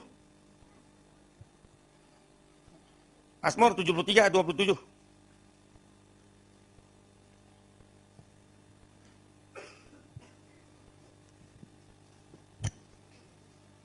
Mazmur 73 ayat 27. Demikian firman Tuhan. Sebab sesungguhnya siapa yang jauh daripadamu akan binasa. Yang jauh daripada Tuhan mati. Tuh mungkin kalau binasa belaga nggak ngerti, mati. Binasa mati nggak ngerti. Terus? Kau binasakan semua orang yang berzina dengan meninggalkan engkau. Amin, berzina. Artinya kita mengkhianati Tuhan. Berzina ada 2, berzina jasmani dan berzina rohani. Berzina itu berhubungan bukan dengan milik kita. Kalau kita berhubungan badan dengan istri kita, suami kita disebut bersetubuh. Tapi kalau kita berhubungan badan dengan istri atau suami orang disebut berzina. Berzina pasti ditangkap. Mau coba besok boleh berzina sama tetangga. Kenapa kita udah punya kekasih Tuhan Yesus, kita masih percaya sama yang lama? Nyembah ini, nyembah itu, kuburan diajak ngomong. Dikasih sesajen di kuburan. Dan sebagainya. Setan yang makan. Mari saudara, taatlah sama Tuhan. Pengkhotbah 12, ayat 13, 14. Cari dulu pengkhotbah, jarang dibesuk. Sancai aja tahu. Pengkhotbah 12 ayat 13 14. Pengkhotbah 12 ayat 13 sampai 14, demikian firman Tuhan. Akhir kata dari segala yang didengar ialah takutlah akan Allah dan berpeganglah pada perintah-perintahnya, karena ini adalah kewajiban setiap orang. Karena Allah akan membawa setiap perbuatan ke pengadilan yang berlaku atas segala sesuatu yang tersembunyi, entah itu baik, entah itu jahat. Amin. Takut akan Tuhan artinya taatlah hanya kepada Dia. Lain jalan nggak ada. Saudara, berhala itu bukannya patung saja. Hobi kita juga termasuk berhala. Uang, duit itu sering dijadikan berhala. Karir pun sering dijadikan berhala. Kecantikan juga dijadikan berhala. Waktu pun sering dijadikan berhala. Terus-terusan cari duit. Nggak mau kasih waktu buat Tuhan. Kita dikasih waktu 1 hari 24 jam. Berikan buat melayani Tuhan 2 jam 40 menit. Perpuluhan bukannya penghasilan kita saja. Tapi waktu pun berikan buat Tuhan. Kita jangan egois. Boleh memang cari duit, harus. Bahkan ada ayatnya, jangan kasih makan orang yang nggak mau kerja. Jangan kasih makan orang yang malas. Tapi jangan terus-terusan cari duit. Jangan dibudakin duit, duit kita budakin. Ibrani 13 ayat 5.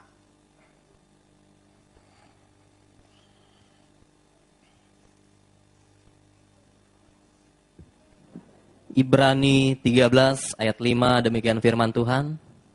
Janganlah kamu menjadi hamba uang, dan cukupkanlah dirimu dengan apa yang ada padamu. Karena Allah telah berfirman, aku sekali-kali tidak akan membiarkan engkau, dan aku sekali-kali tidak akan meninggalkan engkau. Amin. Lihat saudara, jangan dibudakin duit. Duit kita budakin. Kita cukupkan apa yang kita udah dikasih Tuhan, kita bersyukur. Jangan serakah. Kita mati nggak bawa duit. Nggak ada gunanya. Yang kita bawa iman dan perbuatan baik. Mari kita lihat Pengkhotbah 5 ayat 9 sampai 16. Kalau nggak salah sampai 16. Pengkhotbah 5. Tuh, yang mata duitan tuh.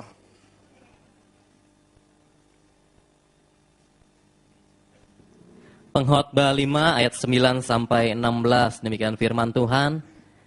Siapa mencintai uang tidak akan puas dengan uang. Dan siapa mencintai kekayaan tidak akan puas dengan penghasilannya. Ini pun sia-sia. Dengan bertambahnya harta, bertambah pula orang-orang yang menghabiskannya.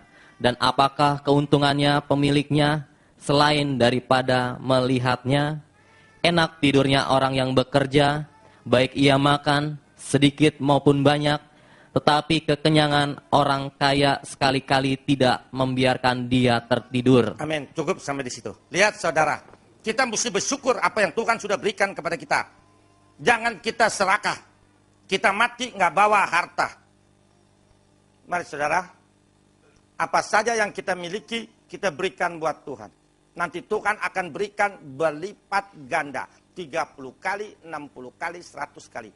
Baik waktu kita berikan buat Tuhan, 1/10 berikan. Jangan semuanya buat kita. Baca Alkitab aja nggak mau, ke gereja aja nggak mau, persekutuan doa aja nggak mau. Egois. Orang yang egois tidak diberkati Tuhan. Nah sekarang saudara-saudara mau nanya tradisi juga yang lama, yang kemarin belum, minggu yang lalu belum kesempatan nanya juga, sekarang juga boleh. Sekarang mengenai setan juga nanya.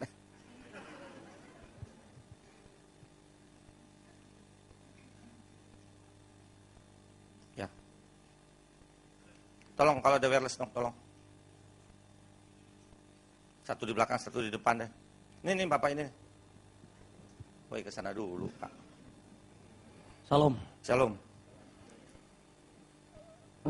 Saya mau nanya Pak, Tuhan Yesus mengatakan bahwa aku melihat iblis jatuh seperti kilat. Berarti kalau musim hujan, kalau kilat. Kilat itu bukannya setan. Ya, seperti bukan berarti kilat itu setan, seperti kilat begitu. Ya. Masih Pak. Kilat bukan setan, ntar ada kilat kamu ngumpet di kolong ranjang lagi.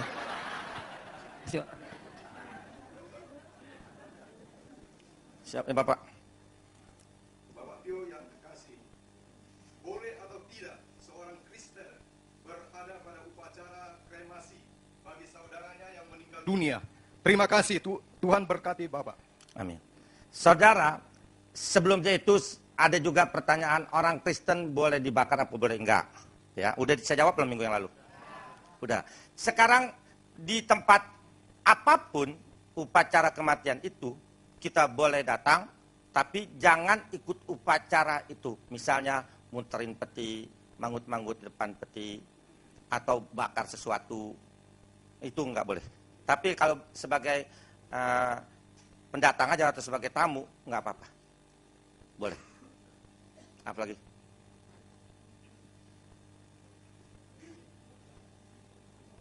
Ya. Itu pada itunya wireless.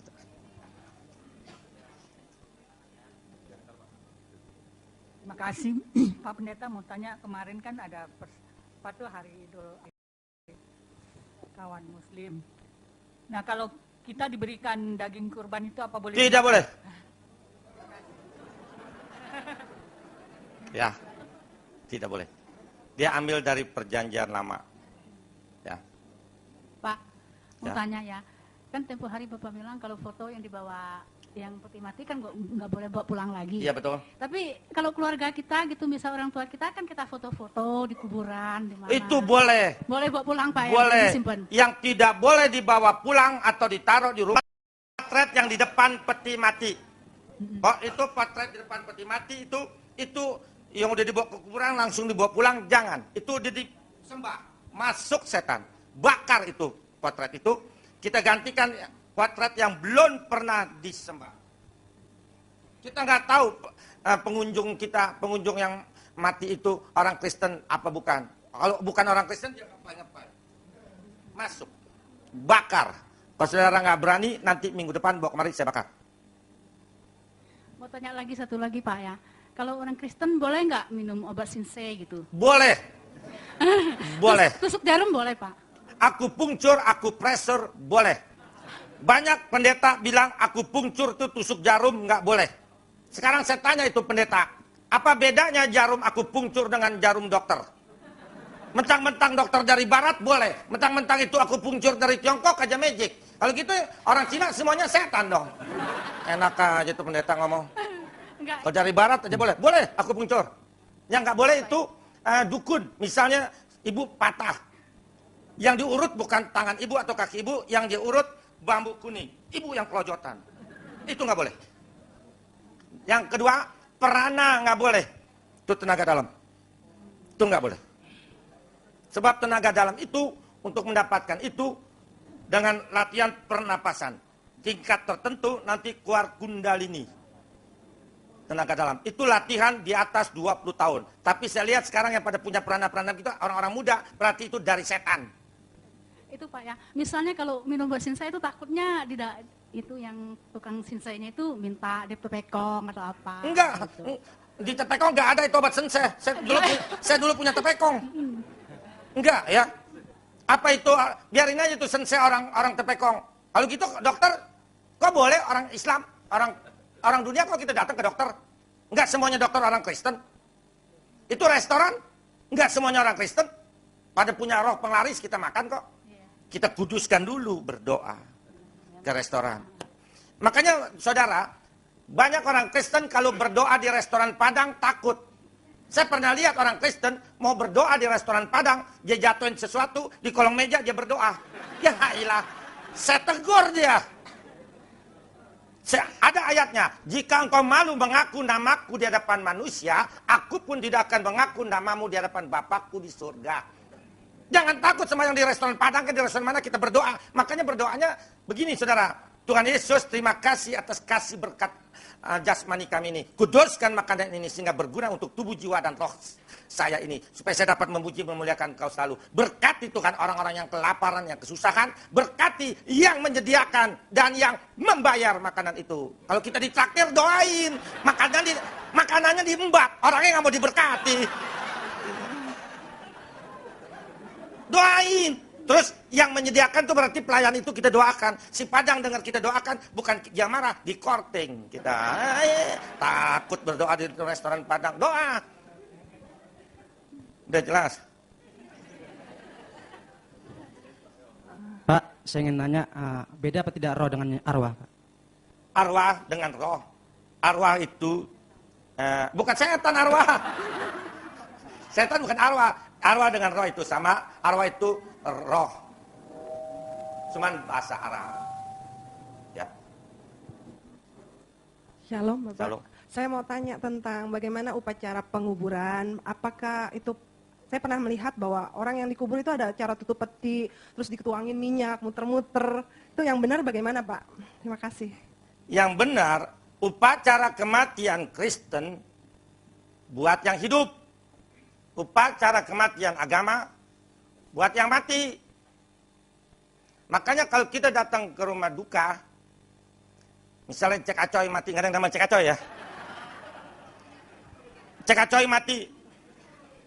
Kita datang, jangan berdoa di depan peti. Satu, jangan berdoa depan peti. Dua, jangan manggut-manggut kepada peti. Tiga, jangan mengampuni dosa yang udah mati itu. Orang yang udah mati itu jangan diampuni. Tuhan tidak mengampuni dosa orang mati. Tuhan mengampuni dosa orang hidup yang datang bertobat. Orang hidup yang tidak datang bertobat tidak diampuni. Kalau orang mati berhenti semuanya. Nggak bisa diampuni lagi. Kalau orang mati bisa diampuni berarti Tuhan nggak adil. Enak aja orang kaya. Misalnya Lim Solyong. Sebelum dia mati dia kasih duit orang sejuta sekampung. Ntar kalau gue mati lo doain rame-rame ya. Nah dia aja dong masuk surga. Nah saya nggak punya duit buat bayar orang masuk neraka. Berarti Tuhan KKN dong. Tidak. Waktu hidup ini yang menentukan kita ke surga atau ke neraka.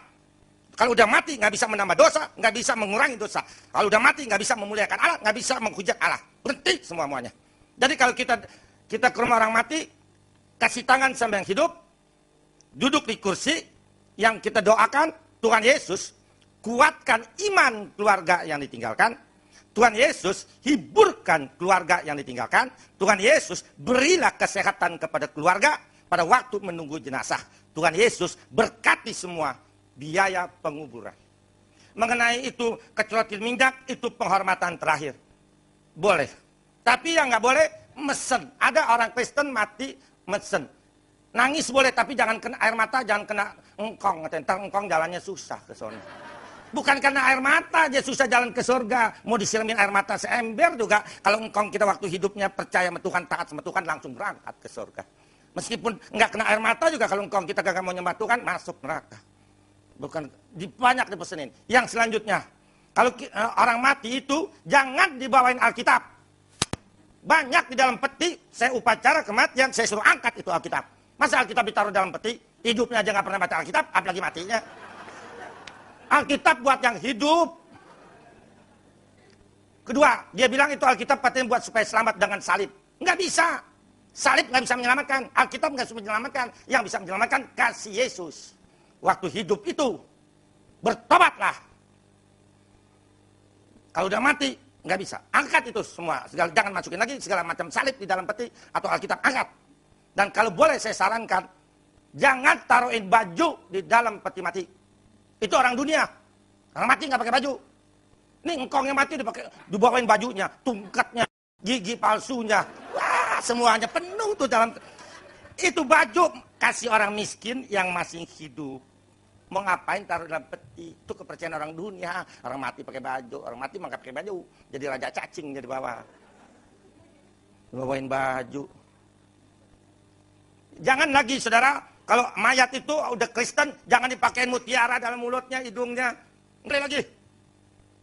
Itu apa artinya tuh? Taruh mutiara. Saya sering suruh angkat.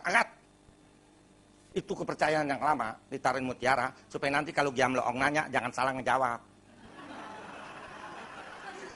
putarin kuping. Kalau Kiai Melong tanya jangan budak, ntar masuk neraka kalau budak nggak denger. Makanya pakai mutiara supaya jelas. Begitu tuh kepercayaan yang lama. Kita udah punya juru selamat, kenapa mesti pakai gitu-gituan? Yesus juru selamat. Yesus bukan tukang oncom. Yesaya 43 ayat 11. Udah punya juru selamat masih bawa segala gitu-gituan. Mutiara taruh di mulutnya.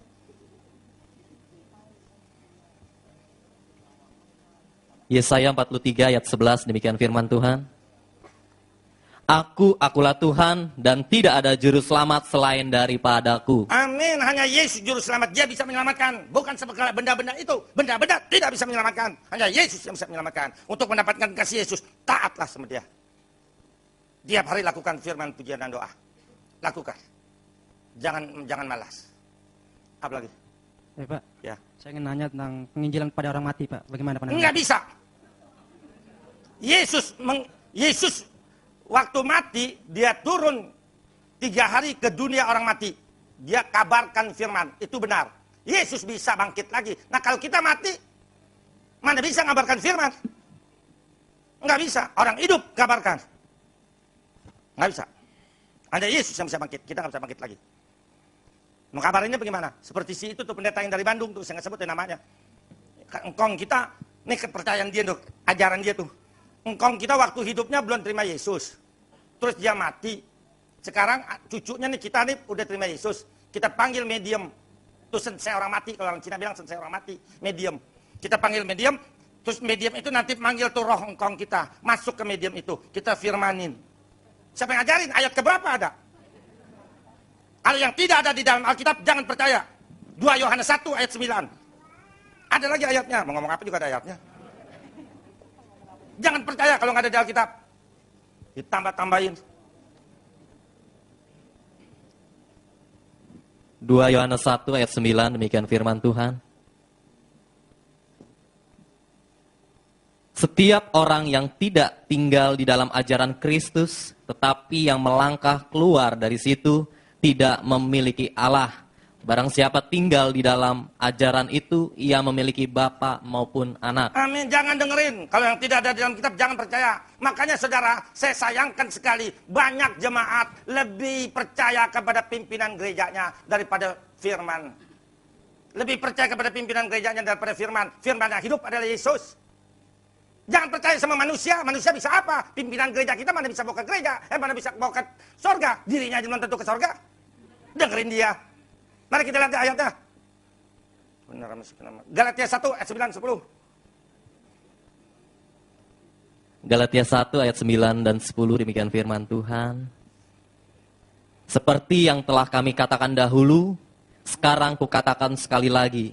Jikalau ada orang yang memberitakan kepadamu suatu Injil yang berbeda dengan apa yang telah kamu terima, terkutuklah dia. Jadi, bagaimanakah sekarang? Adakah ku cari kesukaan manusia atau kesukaan Allah? Adakah ku coba berkenan kepada manusia? Sekiranya aku masih mau mencoba berkenan kepada manusia, maka aku bukanlah hamba Kristus. Amin. Kalau bukan hamba Kristus, hamba setan.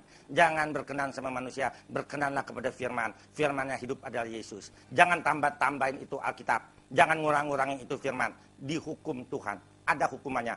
Wahyu 22 ayat 18-19. Wahyu 22 ayat 18-19. Wahyu 22 ayat 18 dan 19. Aku bersaksi kepada setiap orang yang mendengar perkataan-perkataan nubuat dari kitab ini. Jika seorang menambahkan sesuatu kepada perkataan-perkataan ini, maka Allah akan menambahkan kepadanya malapetaka yang tertulis di dalam kitab ini.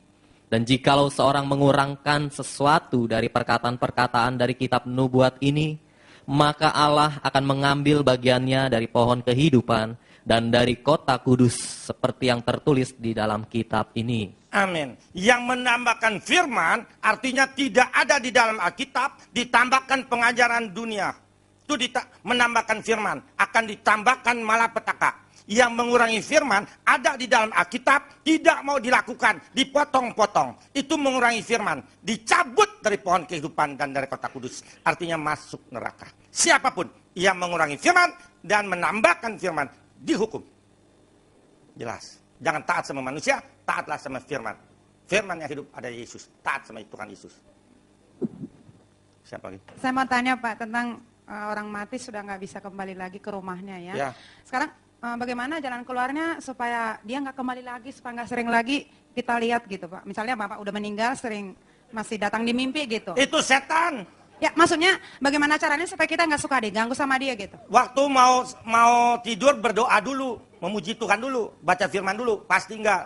Jangan mau tidur langsung aja tidur, pasti ngimpi yang bukan-bukan. Jelas? Makasih Pak. Iya. Pak, saya mau nanya, minggu kemarin Bapak mengizinkan bila seorang anak boleh membawa foto pada waktu acara penguburannya sambil berdoa, kutolak kutuk roh setan Pak. Kalau dipaksa sama orang tua kita, ya, makanya kalau sebelumnya besok kita bakalan disuruh begitu, malam ini kita minta bantuan Roh Kudus. Tuhan Roh Kudus, besok saya disuruh gendong foto. Tolong Tuhan, pakailah mulut saya. Terima kasih. Besok waktu mama suruh, gendong tuh potret papamu. Mama, saya udah Kristen, nggak boleh. Suara kita, tapi kuasanya kuasa Roh Kudus. Mama pasti nggak marah. Tapi kalau kita nggak minta bantuan Roh Kudus, kita dimaki-maki. Sekarang kalau terpaksa disuruh gendong itu, gendong. Tapi dalam hati kita berdoa, Tuhan Yesus, ampunilah dosa mereka. Mereka tidak tahu apa yang mereka perbuat. Tolong kau selamatkan mereka semuanya. Doa. Nah, sekarang Pak, pertanyaannya, biasanya kalau orang-orang Buddha itu Pak, anak dan mantu cucunya harus ikat kepala gitu Pak. Kalau misalkan tidak boleh, kenapa gitu Pak? Nah iya, kita udah orang Kristen, tidak boleh lagi begitu. Kalau mereka itu baju terbalik segala macam, itu tanda berduka cita. Kematian buat orang Kristen bukan berduka cita, tapi suatu kemenangan. Ya. Satu lagi Pak, pertanyaan Pak. Bila ada seorang Buddha, dia bertobat dan minta dibaptis. Seminggu kemudian dia meninggal Pak. Pasti ke surga. Amin, terima kasih Pak.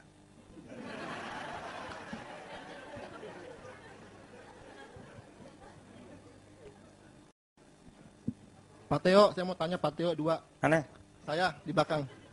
1, kita orang Kristen boleh nggak menghormat kepada bendera dengan mengangkat tangan? Itu pertanyaan 1. Kedua, kan sebentar lagi cap gome ya. Boleh nggak orang Kristen menabur bunga gitu?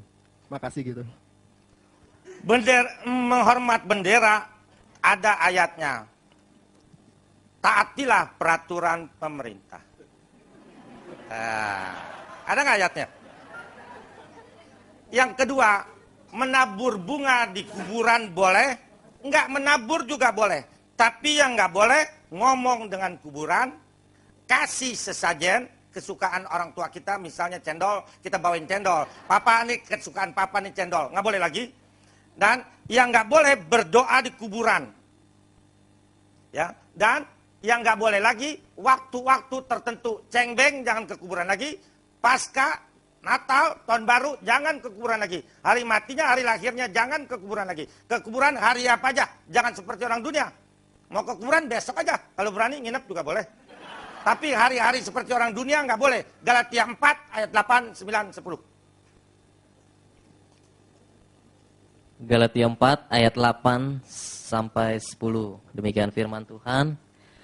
Dahulu ketika kamu tidak mengenal Allah, kamu memperhambakan diri kepada ilah-ilah yang pada hakikatnya bukan Allah. Tetapi sekarang sesudah kamu mengenal Allah, atau lebih baik, sesudah kamu dikenal Allah, bagaimanakah kamu berbalik lagi kepada roh-roh dunia yang lemah dan miskin dan mau mulai memperhambakan diri lagi kepadanya? Kamu dengan teliti memelihara hari-hari tertentu, bulan-bulan, masa-masa yang tetap dan tahun-tahun. Amin. Berapa banyak kemarin sinjia pada kekuburan? Nah, udah mati masih sinjia, nggak ada. Mau ke kuburan besok aja. Itu ada ayatnya, tandain itu ayat. Galatia 4 ayat 8, 9, 10. Jangan seperti orang dunia lagi, sebab kita bukan orang dunia lagi. Roma 12 ayat 2. Roma 12 ayat 2, demikian firman Tuhan. Janganlah kamu menjadi serupa dengan dunia ini, tetapi berubahlah oleh pembaharuan budimu, sehingga kamu dapat membedakan manakah kehendak Allah, apa yang baik, yang berkenan kepada Allah, dan yang sempurna. Amin, jelas? Apa lagi? Nih, mau nih si adik nih. Mana ininya? Ini nih, sini nih.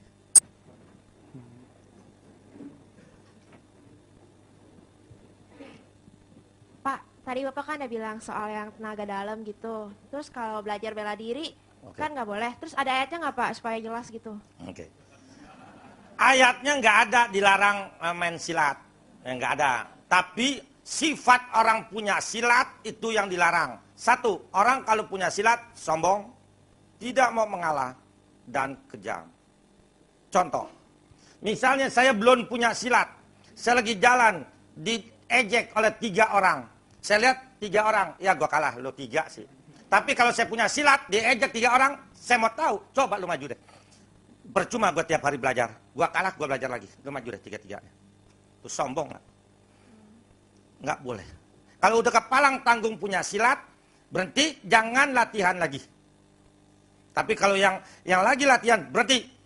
Orang punya silat sombong dan kejam.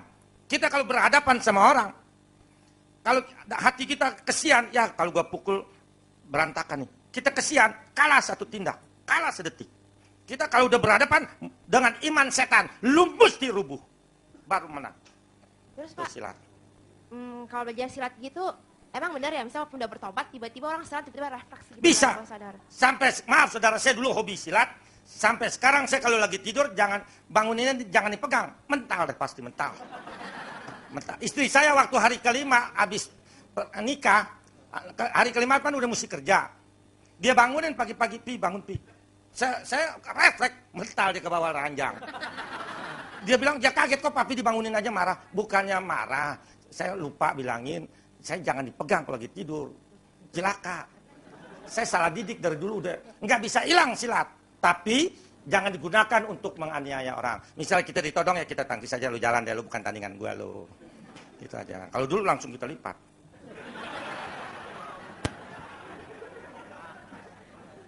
Pak, orang Kristen boleh pakai gelang giok nggak? Gelang giok boleh, tapi motivasinya yang nggak boleh. Encim-encim, nih maaf ya. Yang kebiasaan yang lama itu encim-encim, gelang giok itu ditiam dulu. Nanti kalau si encim jatuh, gelang gioknya yang patah, bukan tangannya. Itu nggak boleh. Kalau gelang giok biasa nggak ditiam boleh. Ya. Tapi kalau di pasar jangan pakai gelang giok, ntar ditodong. Pak. Mana lagi nih papaan, ada 2. Ya, mana? Ya, saya ingin nanya tentang adat nih Pak, tentang suku Baduy. Kenapa para misioner-misioner sulit untuk masuk Baduy? Katanya kalau lebih dari 3 hari bisa mati. Di Baduy dalam sana saudara, ya memang itu negara di dalam negara. Jepang aja nggak bisa menguasai dia. Di sana memang magicnya kuat sekali. Ya, jadi sebelum masuk ke situ orang udah gila duluan. Tapi bukan berarti misionaris takut, mungkin nggak ada yang ajak ke situ, yang ajak takut. Kita jangan takut lagi. 1 Yohanes 4 ayat 4. Baca. Jangan takut lagi. Bukannya misionarisnya yang takut, yang bawanya mungkin takut. Saya kalau dibawa ke sana mau, saya memang dulu belajar ilmu gituan. Ilmu di Baduy. 1 Yohanes 4 ayat 4.